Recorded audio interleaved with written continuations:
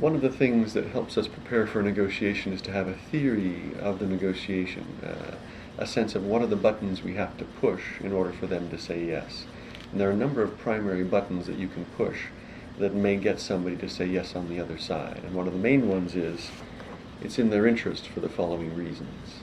If you can show them what's in it for them, the benefit to them of saying yes, and they can see that saying yes is good for them, then they're more likely to say yes to what you have on the table. The second reason people may say yes, even if it isn't necessarily exactly what they want, is if you can show them that it's a fair answer. For us, for them, for a group of people that they may care about, for example, co-workers or colleagues or the organization. But many people are motivated by fairness, a general sense that fair is a good answer. And if you can show that your answer is fair, the proposal you're putting on the table, they're more likely to agree to it, even again if it's not something necessarily exactly what they want. Third reason they may say yes is if you can show that you're entitled to it, that the answer you're putting on the table, the proposal you've got, is the right answer. And if you want to persuade them, you need to be able to provide the support for that. So you need objective criteria to be able to show them factually why the answer you put on the table is the right one.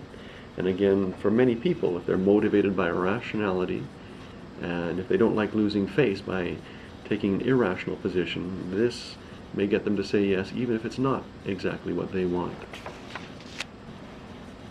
Another reason is that the answer you're putting on the table, the proposal you have, is better than the consequence for them of saying no. And if they've thought about their plan B, what are they going to do if they don't reach a deal with you?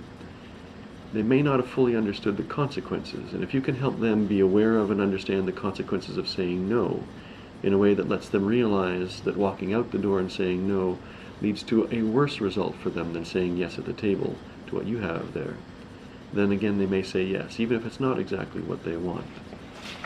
And finally, there may be some other motivator or trigger that would bring them to the table and say yes, and depending on the circumstances, you may have the sense of what that might be. Maybe it's a relationship trigger. They want a relationship with you. You get the feeling they want to keep you happy, but there may be something else in the picture that you become aware of that may make them say yes. And the more of these triggers that we can hit, the more likely they say yes to you and agree to the proposal you have on the table. So as a negotiator, plan accordingly and try and hit as many of those buttons as possible.